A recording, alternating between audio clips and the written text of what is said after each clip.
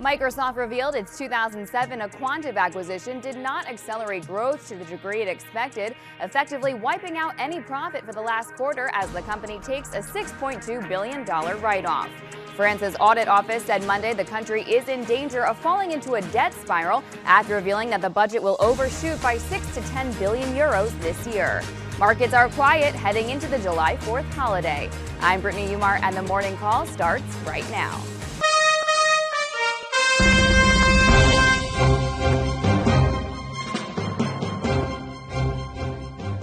Good morning, I'm Scott Redler, Chief Strategic Officer at T3Live.com. And I'm Brittany with The Street, and together we bring you the Morning Call.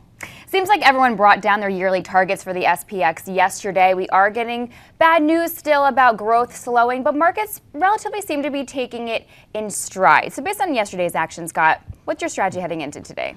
I think a lot of people who are trapped as far as shorts wanted a way out, and some people who missed Friday's move kind of wanted a way in. And yesterday, like you said, everyone brought down their yearly targets. You saw that horrendous ISM number at 10 o'clock, but the market was bought. So as of right now, it feels like the pent-up energy is to the upside because you have everyone short who didn't cover on Friday that's rolling it up. You have new inflows of money coming in because it is the start of the third quarter. Plus, you have some events in front of us that could propel us a little bit higher. So I do think the market's acting in a way where you could be long stocks that are acting well, but you also have to have a bit of a hedge on. Yeah, speaking of lots in front of us, of course, we have a shortened trading session today, holiday tomorrow. We have the ECB decision on Thursday, jobs number on Friday. So with all of this being thrown at us, what's your game plan for the week? I think I'm going to try and tactically take cash flow trades. Right now I'm coming in net long, but I do have a hedge on. So with the futures being a bit soft, what I'll do is probably keep my hedge on, and then I'll see how the quality stocks act. And if you look here at the chart of the S&P, you will see that we had a really nice move on Friday, broke above this 1335 area. If you were short based on the fact you thought this 1306 to 1309 was going to give way, you had a decision to make in the first 5 minutes. If you're rolling up the shorts, I believe after yesterday holding in there very strong, you probably have to be a bit scared. So right now we have a new point of reference. 1355 is short-term support. But if today we're quiet and Thursday the ECB says something market-friendly like they're cutting a quarter or a half and we trade through this, might even today, your next level here is about 1373.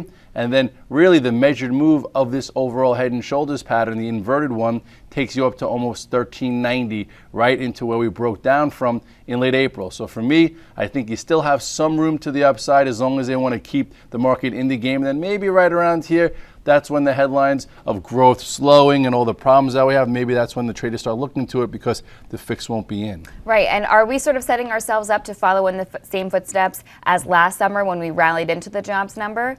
It seems like it, right? Where you have shorts, trapped. You have people who miss this, who are flat-footed. You have some institutions that were definitely not long. I was actually very flat-footed on Friday. I came in relatively flat, so I was happy, not to be short, caught up, but it obviously would have been better having positions on, but it was also, stocks didn't look great. So at this particular point, guys that are short are thinking to themselves, if we don't pull in today, what happens if the ECB cuts on Thursday? Also, expectations for the jobs number has been brought down from, I think, 100,000 to Goldman said 75,000. So if we don't go as they bring expectations lower, what happens if they come in line? So, right now it's a push-pull type of situation. And right now the bulls have somewhat control because the shorts are trapped and leading stocks are starting to act well and laggard groups are actually having some spirited bounces here. Speaking of acting well, let's put a spotlight on the banks continuing to hold and providing a lift to the market. Goldman Sachs had a nice bounce off the low, closed in the green for the fourth day in a row. So if momentum continues in this sector, what's next for Goldman? Well, with the banks and Goldman, right now they're not quality investments, but they're tactical trades. It looked as if it was going to break the low. 90.50, 90.60 was the area on the macro chart, but a lot of macro support levels held. So for now, it's coming into an interesting spot because we have this lower level pivot. So the easy bounce happened, but now everyone is just used to shorting Goldman Sachs. They have a line in the sand right here. If you go to the chart, you will see that here is that 90.60 area that held, that was intact. If you take a longer term look real quickly, you will see that was major support coming all the way back from last fall, and now you have this lower channel type wedge. The question is, can it be spirited and break to the upside? So I would watch this area very close. You have 97.60. If it breaks above 97.60, you will see some shorts that were trapped thinking we're going to break lower. probably get squeezed. And if I get a hold above it, actually for more than 30 minutes, the moving average comes in here at almost 100. So I do think we could continue to 100 if this rally is really the pain trade and we go to 1385, 1390, you have a gap that can be filled up to 105. So here's, we're already at resistance 1, resistance 2, resistance 3. If you're uncommitted, maybe sell a little bit into here, but the longer we stay above just say 95 or so, the more that some commitment can come into some of these, especially Goldman, and then you can get a move above resistance for another tactical trade. But then I think you sell your longs into that tactical move. And JP Morgan sold off during the first hour of trading yesterday, but then continued to climb throughout the day, now approaching the 200-day. So what are the key levels to watch in JP Morgan? Same thing here. This actually has acted a bit better off the lows just because it was so battered and bruised off the big whale trade, and they announced the loss of 4.2 billion versus the 2, and that's when the market reversed right here. If you take a quick look, you will see on the chart, this was when we were in here, we were saying, okay, it could be buy the news, and that's what it was. And since then, you've had a nice methodical move where now it's consolidating again, it's flagging again. And where is it flagging? Right ahead of a gap. A lot of people are probably short versus this gap. You have this small little downtrend here. You have the moving averages in front of it. So the longer it stays here, I think the higher the probability we get a trade above this 3680 for one more push. But this push will probably be a squeeze and a quick tactical long to sell into, not to buy, because then I do think it's going to need more time for JP Morgan to pack and fill in order to go higher. And I think that's a good spot to sell. And Bank of America, above all key moving averages, couldn't break through major resistance at 820, but could we see it do so soon? Yeah, this one is just, I think, it's slower. Investors like to buy this instead. They could buy more of it, and it's acting well for itself. It's not in the headlines. It's not Goldman Sachs making these horrendous calls on the market like buy 14.15 before a debacle and sell 12.80 before the bounce. But anyway, or JP Morgan with this bad trade. So I think Bank of America has been on the side, especially with a little bit of the housing recovery and the housing data. So at this point, if you look at Bank of America, it did have a nice pull in. It would have been better to buy on this double bottom below 7. But now it's also at a resistance area that if it pushes through, you can get another nice push. I don't think it's going to be blockbuster during the summer, during this time frame. But if this wants to go and the banks want to continue, you could have an additional trade up to above 855. But I would be selling into this area versus buying. Morgan Stanley, the biggest gainer of the financials yesterday with a gain of 2.4%. Where is next resistance?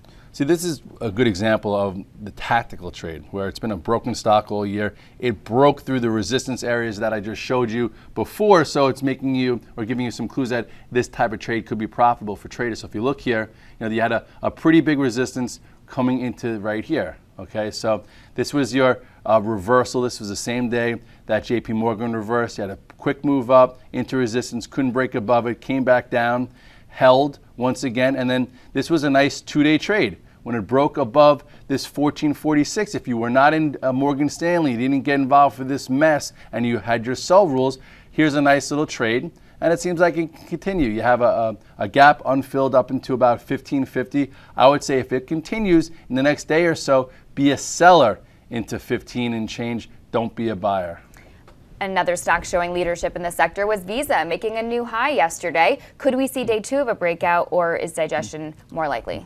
Well, this is just, I threw Visa and MasterCard in because they're grouped with the financials, but they don't have a lot of the financial problems. And it shows having relative strength, being a stock picker, you could still make money. Everyone wants to say, investing is dead, being a stock picker doesn't work. You know what? Take a look at the chart of Visa.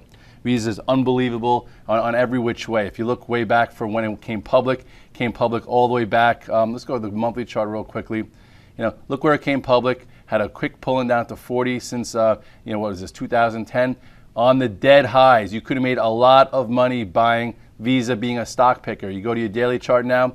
Also yesterday, a lot of my guys made money playing for momentum because of what? Look what happened here. You had a nice flag right in front of prior resistance, so it gave you a defined entry, a defined level that people were probably short against. Then once it broke above this area we put on our price point sheet of about 125, you had good follow through. Nice trade. I haven't traded Visa in a while. Yesterday made some decent money in it, still long it. I wouldn't start chasing it up here, but this is more of an example of if you follow the right stocks above the moving averages, you can get paid as an investor and a trader on the same equity piece. Coming up, we're going to go in the trenches with retail stocks, so stay with us right after this. Hi, I'm Sean Hendelman, CEO of T3 Live, where we train, coach, and mentor traders in order to help you put your money to work with confidence. The T3 Live approach is a blueprint for you to recognize, adapt, and ultimately take advantage of different market conditions. To begin your training with T3 Live, we would like to offer you the opportunity to enroll in our free 30-day online home study course. Fill in your name and email address, and I'll see you on the other side. Retail held up relatively well yesterday. Walmart, one of the weaker stocks, and of course, Scott, this is your retail stock pick of the year. So, what are you making of the action you saw out of Walmart?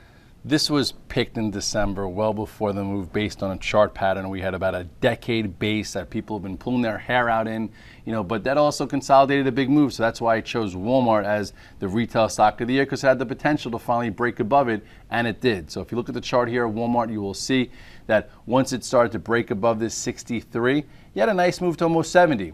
My target is only 72 to 74, so if we're only halfway through the year, it makes sense to book some up here. So, but the fact of the matter is, it's following the 8-day moving average. It's above the 200. It's above, what do we have here? This is the 50-day. It's above the 20-day. It's showing leadership. Some guys are trying to short it, and the underlying strength here is too much. You can take trades along the way, but if you go back to the weekly chart, now everyone's starting to talk about Walmart. Where were they, early on? But remember this base that we talked about. Look at the size of the space from 1999 all the way through.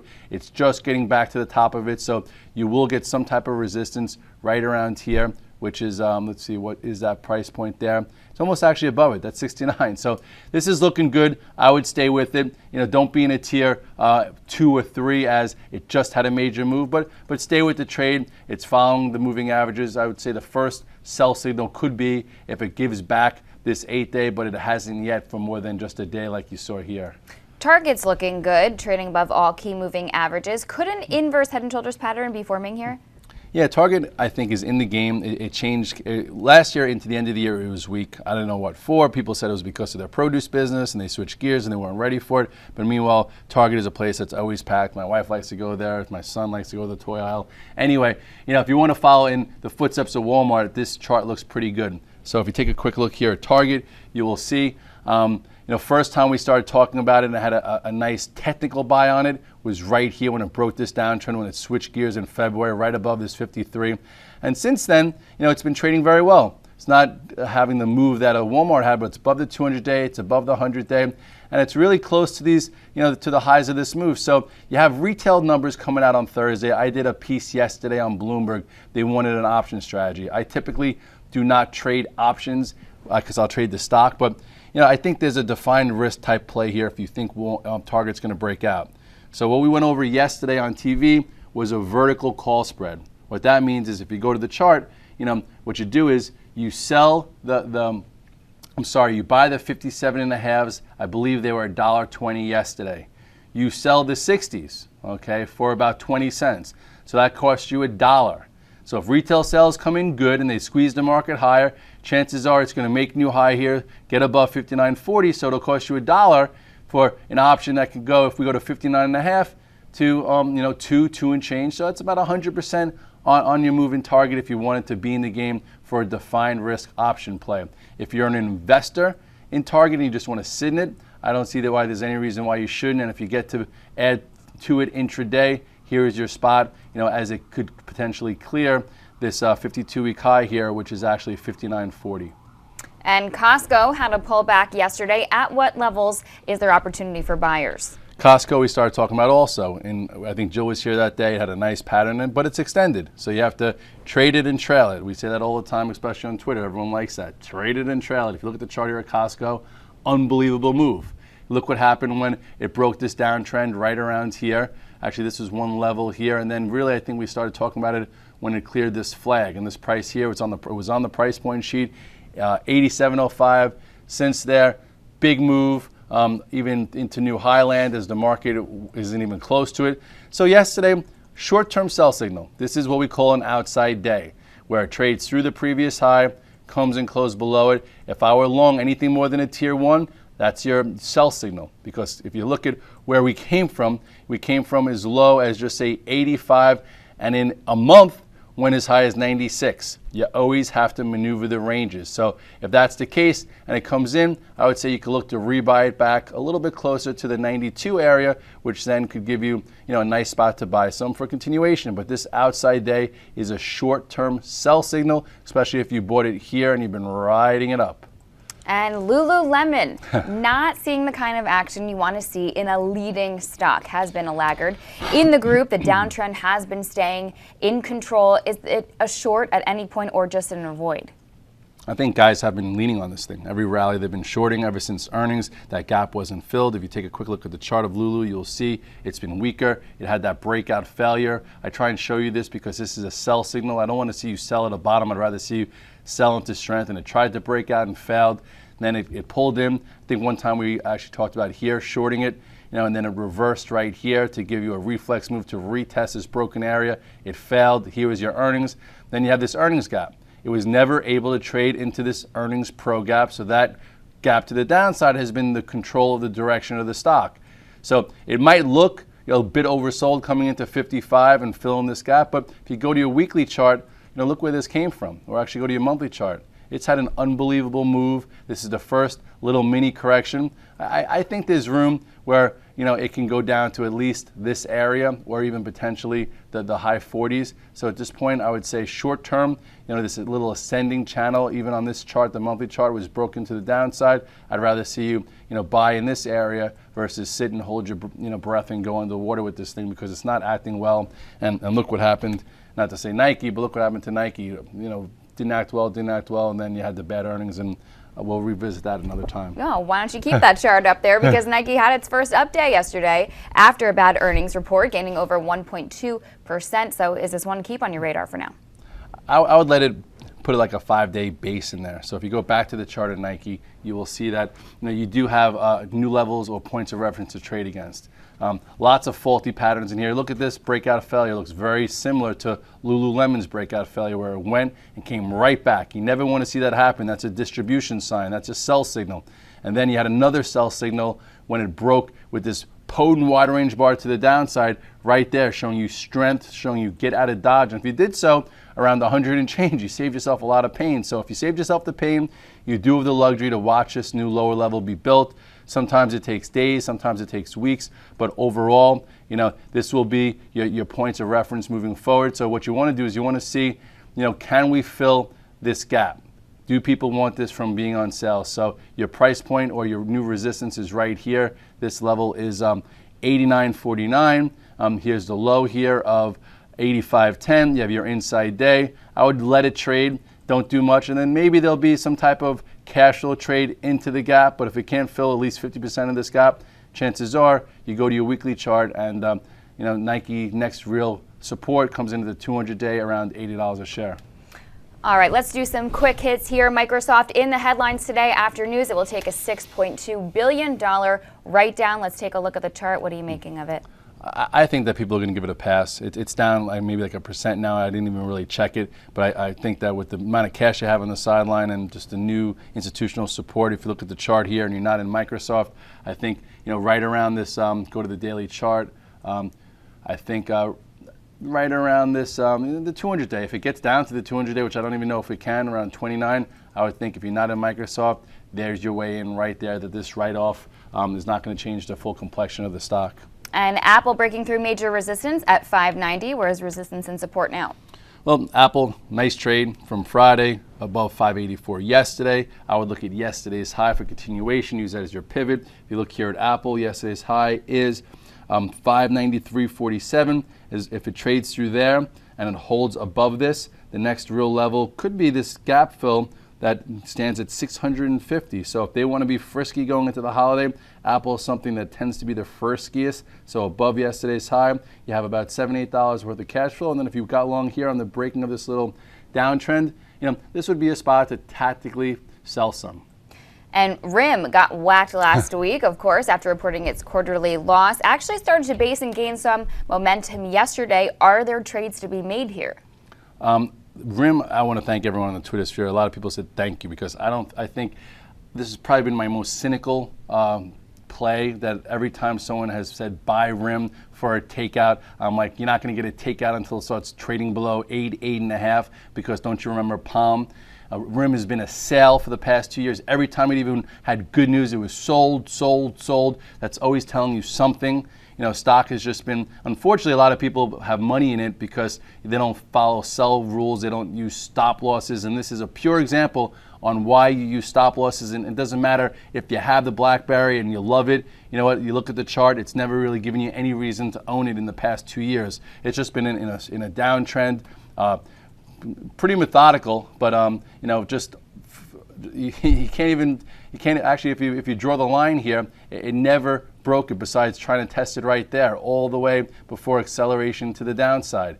So this was your peak. This is when it broke major support. So a lot of people here were like, oh, I can't sell this. You know, I didn't sell it at I didn't sell it at 70. You know, but meanwhile, this major support, when it broke major support here at the 40 area, you could have got out. Then it broke major support here again, which it tried holding around 20. Then your last way out was right here. Okay, and you always could take a way out. You could always have a stop, always save yourself some money. If you look here, this was the low, just to give you a little, you know, so you follow it the next time, 1245.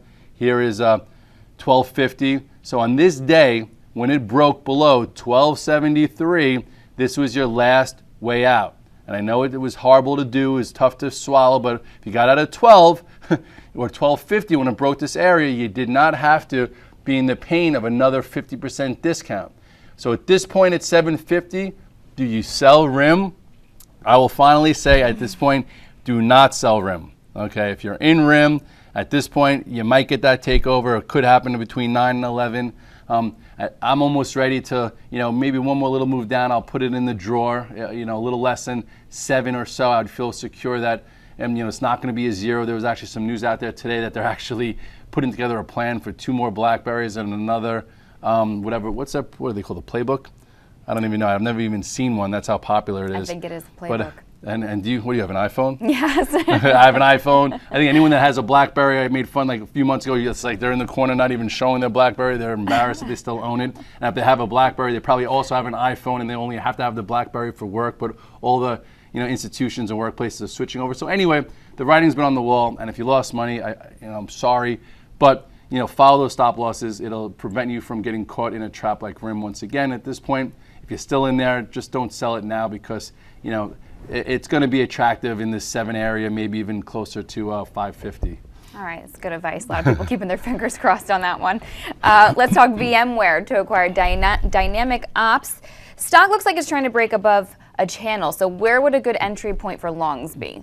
This one's been under pressure with the whole cloud group, and it started trading below. It started giving up its moving averages because they have a lot of European exposure, and they also have a lot of exposure to our public sector, which we have to rein in our own spending as well. And you're going to start hearing a lot about that as we get closer to the election. But tactically, I see a bit of a trade right here. So if you go to the chart, you know, here it is. This was this little trap here where it closed near the lows. It opened up really strong into this mini downtrend. I think traders are going to be watching this area. If it could trade and hold above, just say 91.30, 91.50, you could have some kind of tactical bounce to 95 to 97. So I would use this area if you know, guys keep shorting versus this downtrend. There will be a time where it breaks through, like we've seen with a lot of lower level sectors, and then this would be your sell area. So that there is some kind of tactical action area right around this 91.5. And let's check in on the ag sector real quick. Monsanto, one of the strongest names in the sector.